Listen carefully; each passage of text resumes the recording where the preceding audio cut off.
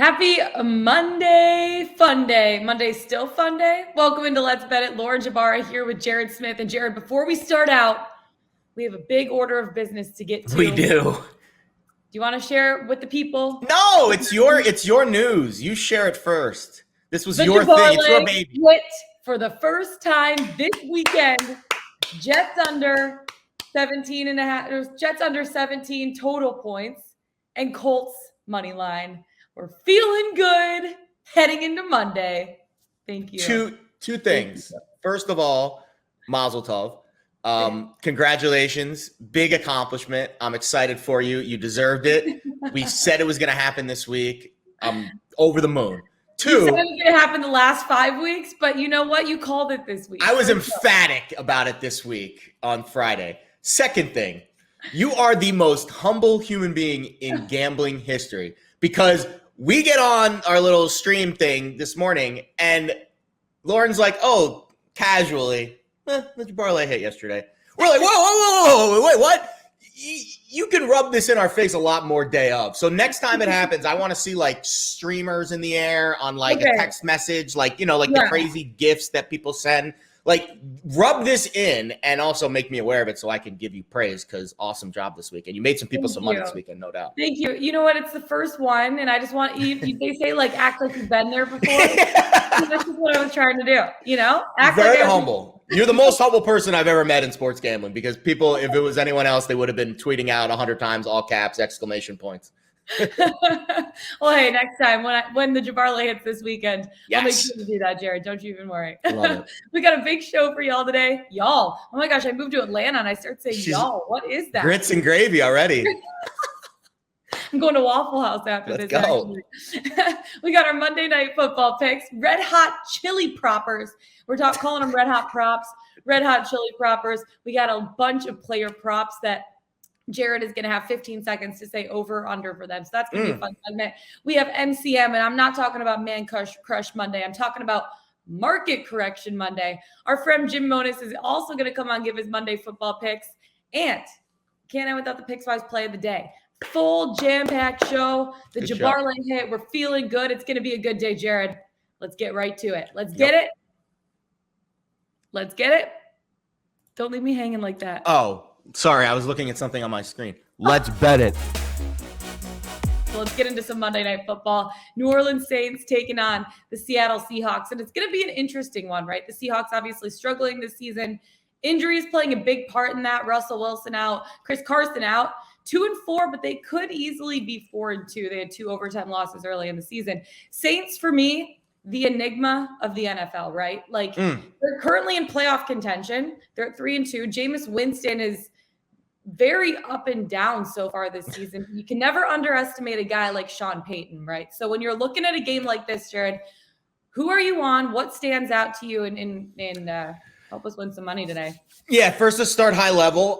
Look ahead line was -3. It moved to 4. And both teams are kind of coming off the bye. The Saints are actually coming off the bye. The Seahawks are coming off the mini bye, which, they played last Thursday night against the Rams. So they've had, both teams have had ample time off. The Saints certainly needed the bye because they were really banged up defensively, and they're going to get a lot of those guys back today. I'm hearing Quan Alexander probably going to get activated. Same thing with Davenport. We know Lattimore's already back in the lineup.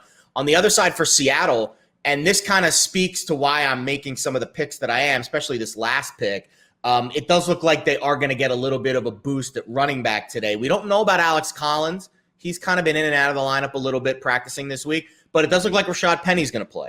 And he was a big force for this team in 2019. He kind of burst onto the scene, and then injuries and other derailments kind of, pushed him aside. So there's some lineup shuffling tonight, but a very low total game. Look ahead line 44, now down to 41.5. If it drops to 41, I'm going to play the over because 41 is one of those key totals. It's a total that gets landed on a lot in the NFL. Top 5 landed on numbers in the last 20 years. So if that look ahead line, which came down from 44, gets me a full field goal down to 41, and it's 41.5 now. If it drops more tonight and it gets to 41, I probably will be playing the over. The bets that I am on, I have 3 props. Jameis Winston, over 201.5 passing yards. This is too low. This is a Seahawks team that gave up 229 to Big Ben, 365 to Stafford. And I think Winston's got as big of an arm as all those guys. Definitely as big of an arm, bigger arm than Big Ben. And maybe he has as big of an arm as Stafford. So I think the Seahawks defense, which has been really susceptible to the pass this year, 201.5 seems very low there. So I'll take the over on Jameis Winston. I found that line at Caesars last night. Yes, please. 1 second on please that. Please do. You watched the game last night, right? I mean, first of all, it was pouring rain. It was the entire game. That was wild. Well, I heard the forecast isn't going to be the best for tonight's game either. So when you're talking about passing yards, how does the team adjust to that? And do you think it is going to still hit the over? Guess what? If it's like raining like that all game. Well, rain important, wind more important. Mm-hmm. And I'm seeing the wind 15 miles an hour tonight. So that would factor in. I still think it's really low. And if there's any guy that has an arm to beat it, it is Winston. But if it is probably a good idea to wait until the actual game time to bet it. Unfortunately, we're taping the show in the morning, so it's a little harder for us. But I definitely would recommend to at least glimpse the weather. However, if the weather is relatively good, I'm assuming that line shoots up 10 or 15 yards probably before game time. Alvin Kamara. So I was going back and forth about this. I know you're kind of on the other side. Yeah, I am. But I'll be honest, I think we can both win. As crazy as that sounds. I know, because we're betting a little bit differently. So I'm on the over 124.5 rushing and receiving yards. And the reason that I wanted to get the receiving yards in there is I think this Seattle defense is really susceptible to the pass. That has been their bugaboo this year. They were pretty good against the run last week against Pittsburgh. They stacked the box, and my guess is they are going to make Jameis Winston beat them. That is good. If I was Pete Carroll, that's what I'd be telling my defensive coaches this week. Don't let Alvin Kamara run for 100 yards. Make Jameis Winston beat you. So I think they're going to use Alvin in different ways. And the last time he played Seattle, he had like 95 yards receiving. So I wanted to get the receiving in there. If you want to just go receiving, that's fine. I wouldn't just go rushing, I guess is my advice there. And in my last play, this line's wrong. If Rashad Penny is starting tonight because Alex Collins is hurt, there is no way that a starting running back in the NFL should be a plus 320 on a touchdown prop. That's Rashad Penny's touchdown prop tonight at Caesars. A lot of discrepancy. I saw plus 190 at another book, and it's plus 320 at Caesars. Shop for the better lines when you're betting these touchdown props. Huge discrepancy there. So those are my props tonight. Again, if the total drops to 41, let's say maybe the rain is a little worse than people thought, and the total keeps dropping, I'll probably bet the over. Because even last night the over hit, and it was miserable rain. So I'm not as worried about the rain. The wind is really what affects me with totals more than anything else. Totally. And I want to talk about this Alvin Kamara one because you have rushing and receiving over. Yes. So I'm betting just the rushing under 92.5 under rushing yards. That was not a sentence. Alvin Kamara under 92.5 rushing yards. That was a sentence. It just feels like a pretty high line to me in terms of just rushing. And it's one that he surpassed just one time, Jared, just one time last year. He's running the ball a lot more this season with Winston under center, but he's only had more than 93 yards on the ground once this year so far through 6 weeks. And this is now week 7. But I think based on volume alone, I'm not sure that – I don't know. I'm not sure I couldn't bet the over in this one. That said, there's even more moving me in that direction. I think that the Seahawks rank second in run stop win rate. And I think all of this means. Oh, I like that stat. Thank you. Appreciate that. I think all this means it should be, relatively tough sledding for a guy like Alvin Kamara to get over 92.5. So I like the 92.5 under. I like your over with the rushing and receiving, but just rushing alone. The play for me is under. I liked that. And then the other prop that I'm looking at, DK Metcalf, anytime touchdown, plus 125. He's the guy. Love my plus money props. He's made over 4 catches in 4 of his 6 games this season, and he's coming off a 6-game catch last week in Smith's start. So I looked at the chemistry that they had. They looked pretty good together. 7 targets in week 6. Strong rapport with Smith in week 5 when he relieved the injured Russell Wilson. He caught a late touchdown in that game. I think if Seattle's going to stay in this game, Metcalf needs to be heavily involved in their offense. 441 receiving yards, top amongst the Seahawks. And then so far this season, 26% of the 174 passes thrown by this team have gone his way. And also 5 red zone targets for him, which is 33% of his team's 15 red zone pass attempts this season. That's 1/3. So if you're saying, hey, there's a chance for him to maybe get a touchdown, this is the week to do it. I'm really, really liking DK Metcalf. Anytime touchdown, prop plus money prop plus 125. Those are my there's a few more nuggets on this game I wanted to get out there. So first of all, the Seahawks defense, this is crazy considering how many bad defenses there are in the league. They give up the most yards per game in the NFL. So really? Yeah, and that's why tonight, if I had to err on the side of touchdowns or yards props, I would go more yards props because it's a low total game, 41.5. The books are only expecting there to be 5.5 touchdowns in the game. So a little harder to pick touchdown props, I think, tonight than yards props, whereas the Seattle defense just bleeds yards. Second thing, the first halves have been relatively low scoring for both of these teams this year, especially New Orleans. And I know you're going to get into that a little bit later in the show. But the New Orleans first half unders have been hitting at a very high rate this year in Saints games. So my point is touchdowns and points might be at a strong premium tonight, whereas yards might be a little more free flowing. So keep that in mind. And I do think the key to this game tonight is how Geno Smith plays against this good Saints defense. If Geno Smith holds his own, I think that the Seahawks are going to be in this game and they couldn't be a live dog. If not, could get ugly. We'll talk a little bit more about that first half under when it gets to our best bets of the day, because that may not be someone's best bet of the day. So just saying, let's move on to our brand new topic, brand new segment. It's called, our producer Jack wanted us to call it Red Hot Props. No. I'm changing it up a little bit, calling it Red Hot Chili Proppers, because I could go for some of those right now. I'm kind of hungry. Red Hot Chili Proppers. Did I have to explain that, Jared? I don't think so, but you know what? We're going for it anyway. So this is how it's going to work. I'm giving you some props from tonight's game. You're going to tell me in 15 seconds if it's going to hit the over or the under, and maybe a tiny little snippet on a nugget. 15 seconds, little baby nugget. A little noog. Just a little chicken nugget. Little noog. Okay? You ready? Lay it on me, girl. Red Hot Chili Proppers. Let's get to it. Geno Smith over under 207 passing yards.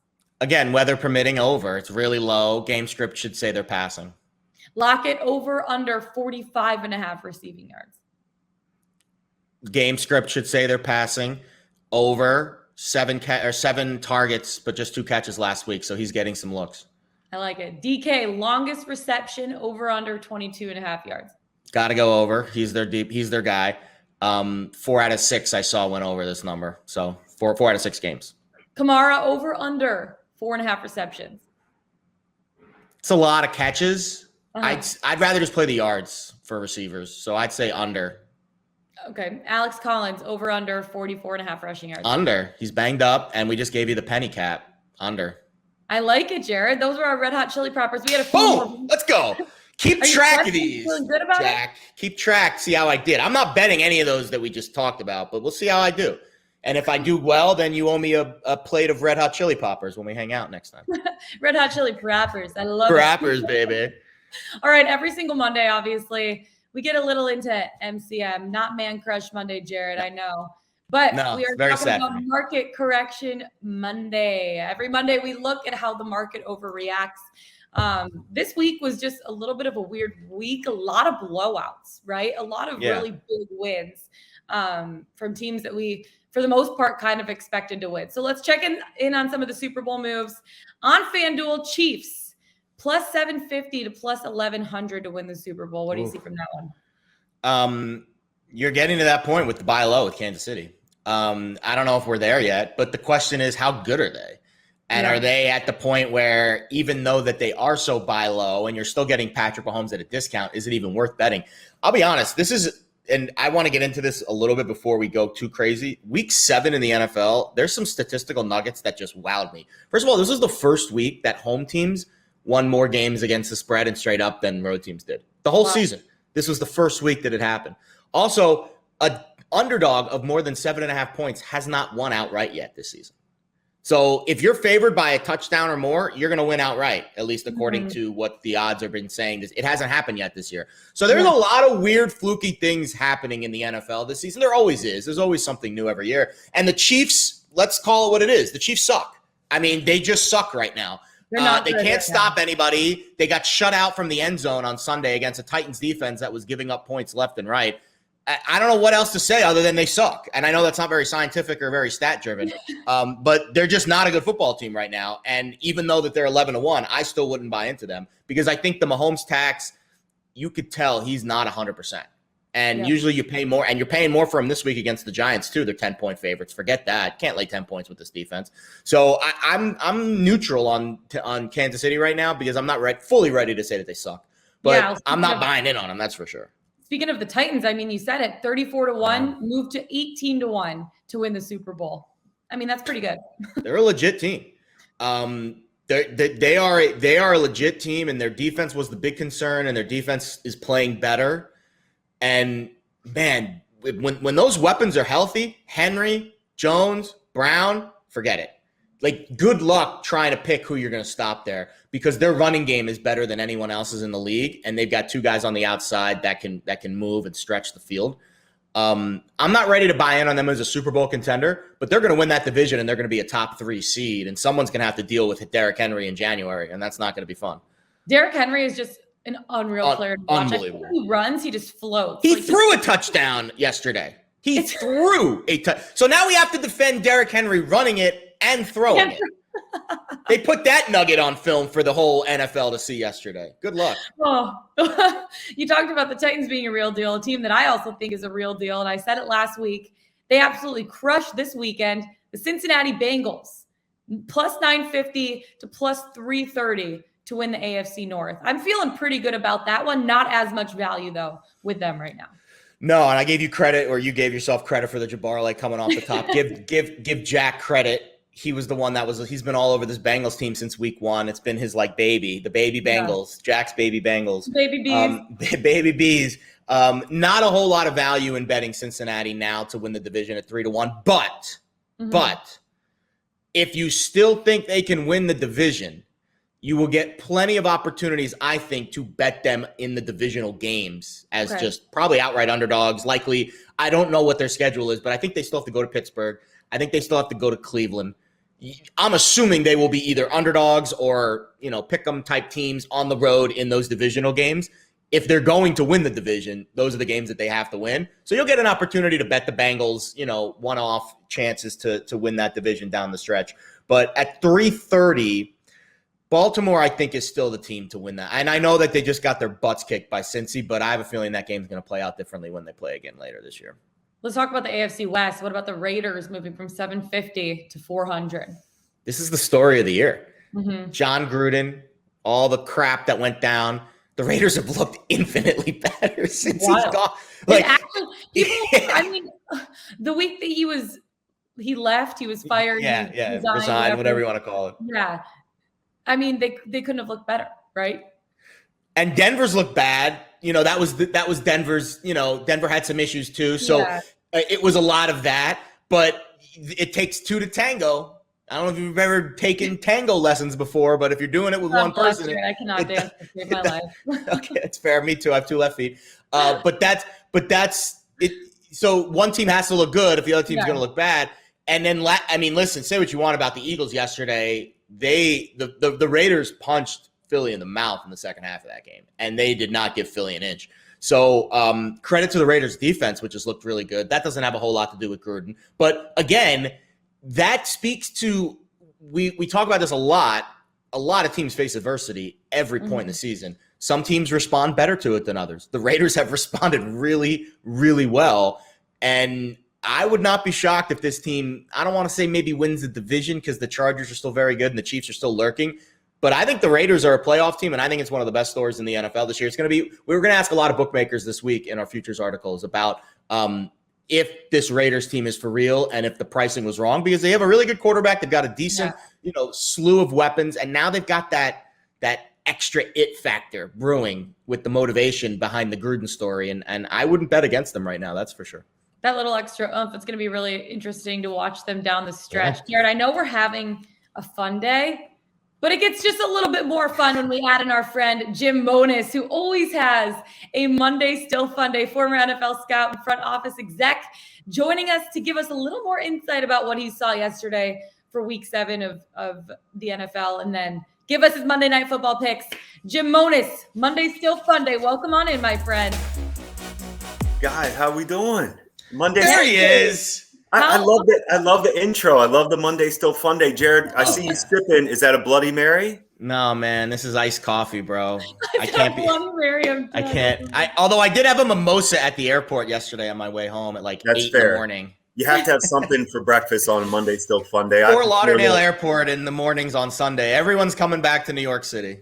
Jared, any airport, any type of alcohol at any time of day is always accepted. It's like a casino. There's no time in the casino. Airports are so stressful. I get stress travel all the time, Lauren. I don't know how you do it every day, but Jim, how are you doing today? How was the weekend for you? Give us everything. The Bengals, I was glad you guys, the Bengals were nice to all of us yesterday. That was a good one. You're right. That was impressive to see. I kept saying it was time for them. It was time to see them beat somebody kind of they're not supposed to, or a really good team.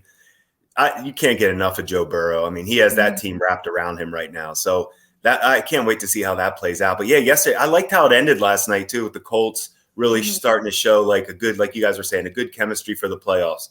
You know, they can run the ball too. Carson Wentz, I know we talked about him a couple weeks ago against Baltimore. He looks great. He's playing fine. Good for him, you know? Yes. He works so hard. Yeah. He's so tough. And you do like to see him have success because he's had it before. And it's good to see him. And Frank Reich's a good football coach. I mean, he keeps that's the key. He is. I like the way they just approach the game. They run the ball. They take shots down the field. They play good defense. So, yeah, that was a fun day. Yes, it was good yesterday. Behind Jonathan. You go, Jared. No, I was going to say behind Derrick Henry, is JT the best running back in the league right now? His vision last night, I couldn't get over how he could cut and see things in that weather. Because usually I feel like he's very straight line as a runner. Obviously, he's got speed and size. He's got speed, yeah. But his vision last night was outstanding. I thought he really saw some things that were hard to find. Yeah. He impressed, yes. I mean, I love a good, like, rainy, kind of, like, a little bit wet football game. Sloppy. But that was, like... That was sloppy. A torrential downpour for 3.5 straight hours. Like, how difficult is that for players to really find their rhythm and find their game when they're playing in weather like that? I know you say as a kid, oh, my gosh, I love those games because they get gritty, they get whatever. But that was, I mean, a monsoon. The only people that like those games are everybody except for the quarterbacks, receivers. The defense loves them.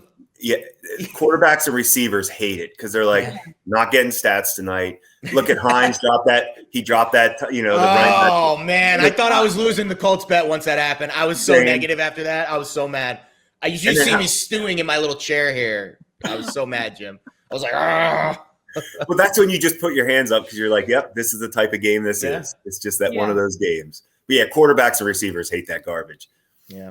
Jim, Lauren loves it. What did you say? She loves the rainstorms. Lauren loves the rainstorm games. You've been in a couple of them on the sidelines. You love them. I saw this too over the weekend. You love the rainstorm games as much as you like the little mini ketchup bottles that they put in your. I love mini condiments. They're literally my favorite. Like the mini Tabasco. Yeah, that's all you do. I was in Cleveland. For work this past weekend, and I ordered room service for breakfast, and they gave me a tiny little baby ketchup and a little baby sriracha, and it was like my favorite thing in the world. Adorable. Absolutely like Saturday's adorable. Still Fun Day, Jim. It started off my Saturday on the right note.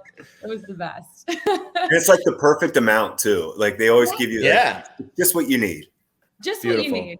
All right. Also looking at yesterday, besides what you were just talking about, what other storylines stood out to your teams that maybe you didn't expect them to play as well as they did that you were like, kind of unnoticed? Raiders, maybe? Well, I agree with what the Raiders are doing right now. I was going to tell you guys, this is pretty interesting, but John Gruden, it's almost like especially if you're a quarterback being Carr, he feels the guy is hard to play for. Gruden is notoriously hard to play for. Yeah. He feels so much pressure as the quarterback, especially. That's his baby. The offense is his baby. He doesn't let anybody do it. He controls everything with the offense. And it's almost like they're free. I almost feel like that watching them. They obviously love this coach, the special teams coach, who he has an energy about him, a positivity about him that you see them responding to this. And I'm happy for Carr because I agree with what you said. They have weapons. They can run the ball, and they're getting to use them all now. He just seems like he's not being ready to get pulled, basically. Yeah. And, that's how I feel. They did that without Waller, too. No Waller yesterday. Without Waller. Yeah. And the defense is playing really well, which had nothing to do with Gruden. But again, the inspiration a lot with defense. Sometimes it's just that extra motivation, that extra, love for each other, and you get that extra push at the line of scrimmage, And that's the thing with Waller. Like, it was almost like Gruden was forcing them to throw to Waller all the time, too. It was like you almost felt like that. Like Carr is like, I have to throw to him. I have to throw to him. So I just feel like they look like they're just free right now, and it's fun to see that. It's going to be fun to watch them in week 8 as well. Okay, I want to get into tonight. Oh. We got the battle of the two S's. We got the Saints and the Seahawks. What are Good alliteration game. Are you in on any bets tonight? Guys, I like easy decisions. Yeah. If Teen Mom OG is on MTV, I'm watching it. Oh God. If the hot now sign is on Krispy Kreme, I'm pulling right in. There's a Krispy Kreme in Jersey City. I went there a couple weeks ago. If the hot now sign is on, you pull in. 100%. It's if walking distance Wilson, too, thank God. If Russell Wilson's not playing for Seattle, I'm not taking them. Sounds easy, right? I don't care about that last game against Pittsburgh. That was a JV offense that they just really played. Was. That Pittsburgh offense is not even close. Yeah. What they're going to face tonight. Now listen to this little stat I have for you with Coach Payton, because I love my the heart with the Nuggets. Saints. So first 3 years with the Saints, we were 0-3. This is when I was working for the Saints. After buys, we were 0-3. Okay, wow. Those first 3 years. He reached out to Andy Reid, who is, very good after buys and all that. The best. GOAT. So he wanted to know, what's your schedule? He asked him, what's your schedule like? And Andy Reid said, get them away. Get all the players and coaches away from the office. Coach Payton took that advice. They are now 9-3 since then, the last 12 years after a bye week. So I'm telling you right now, that's good. You're going to see a team tonight. Now, the Seahawks defense has issues in the secondary. They give up the most yards per game in the league of all 32 teams. That's crazy to me. That's crazy. Guess what team is healthy right now, getting a lot of guys back? The Saints. Callaway's going to have a night. And also last week, Big Ben did not stretch the field. That game was played in a phone booth, and Jamal Adams was at the line of scrimmage doing his thing. Winston's going to be thrown. Now, the weather could factor in. I'm glad Lauren mentioned that, because that is a good nugget to know. You need to, if the weather is really bad in Seattle, like it was in San Fran last night, that could factor in. But we don't know. You can't control that. We won't know until 8:30 p.m. Well, and the thing with Jameis, whether or not Jameis and Coach Jameis can bomb it. Yeah, they're going to take some shots down. They're going to. That's why the prop bet that I am going to take tonight too. I'm going to go for over 34.5 as the longest completion for Winston. Love that. I just feel like they're going to take some shots. Seattle is 22nd in yards per attempt on defense given up, so they give up big plays. If Jamal Adams is in coverage at all, Sean Payton will find him. Yes. He's like a basketball coach where he will expose. He will find that. Coach Payton will be like, he's in coverage. We're throwing at Jamal Adams. So he'll find that stuff. But I just feel like we're going to see a really good effort from the Saints tonight. This is a fun game too. This wasn't this the Marshawn Lynch matchup, the Boone game, right? A few years ago in the playoffs. It still stings. I was working for the Saints. Yeah, you were working for the Saints. They had a losing. We went out there. They had home field advantage with like a 7-9 record. Yes. And we were rolling. We thought we were going to get back to the Super Bowl. Blah blah blah. That we'll never forget that run. Never. It's going to be really, really exciting to see what happens tonight, Jim. Thank you for joining us. Go get yourself a Bloody Mary. Have yourself a Monday. That'll be my second one today. It's all about the balance. You have 2 Bloody Marys, and then you take a Peloton ride. It's fine. And then you give out 2 great picks for our show. Saints and the longest completion for Winston. I love those. I love that last prop, the Winston prop. As long as the weather's not crazy tonight, it's not a monsoon in Seattle. Winston's taking some shots down the field tonight. I promise see you what that. happens heading into this evening. Okay, before we end, we can't end without our Pickswise play of the day. Yes. Give us a 3-star play of the day. Well, this is why I was looking earlier on the site while you were trying to get me to do things. There's actually, and that's what fist bump. I left her hanging, guys. She's never going to forgive me. She's going to give me the cold shoulder all week now. I don't see any 3-star plays on the site today. That's why I was doing some deep diving while Lauren was trying to catch my attention earlier. No 3-star plays tonight. There's not a lot of games tonight, period. If you want the 2-star plays, one of the under, Chris Rivers is on the under and the Seahawks +4. But Jim just gave out Saints -4. So we're not going to contradict that too much. So let's just go with no 3-star plays tonight, which means you're up. We're the ones carrying the load for the Pickswise banner tonight for bets. Not pressure. No pressure. Precious, I think. Precious. I was like, pressure. I'm like that. No, that's not right. It's okay. Yeah. All right, Jared, your best bet of the day. Hit me with it. All right, I know you love hockey, so this bet is in honor of you. I'm even going to mention your team in there as well. So we're going to do a moneyline parlay with the Panthers and the Lightning. Call it the Sunshine State parlay tonight. So the Panthers are playing the Coyotes. Yuck.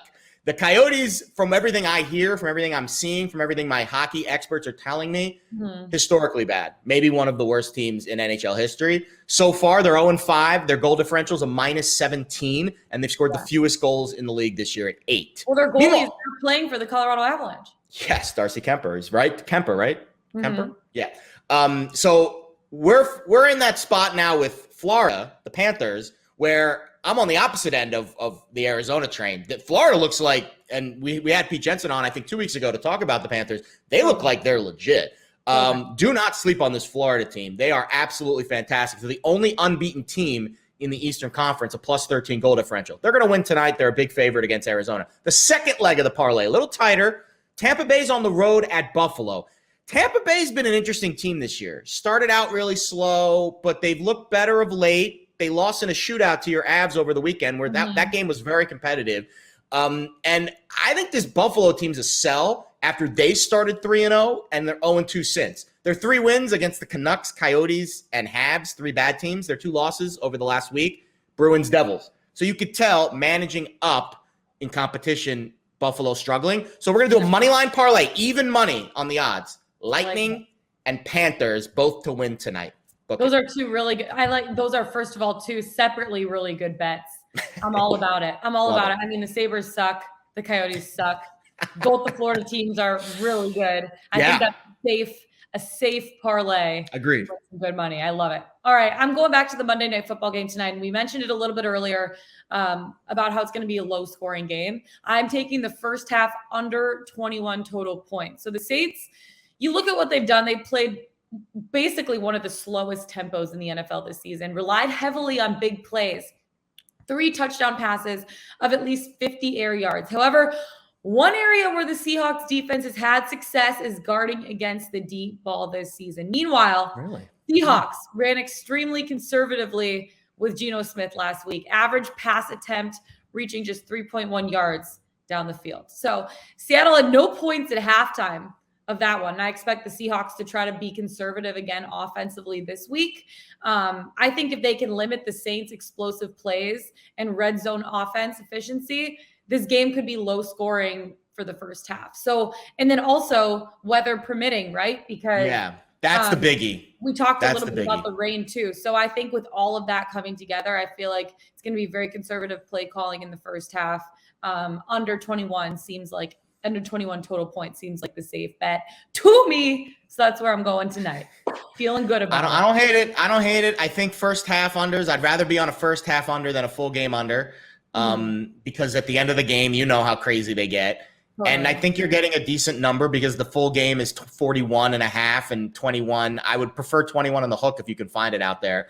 But if you can't, 21 is perfectly fine. And I gave you that nugget earlier in the show. The Saints first half unders are 4-1 this year. So they tend to play a little bit more close to the best in the opening half. So let's go. First half unders. Let's freaking go. That's it for us today. Find us on the Pickswise YouTube channel. Go to Pickswise.com. Follow us on Twitter. Download the Pickswise app. Jared Smith, Lauren Jbara, JS, LJ. Let's just one more time reiterate that I won my Jabbarlay this weekend. And on that note, best of luck tonight. We'll see you tomorrow. Let's get it. Let's bet it.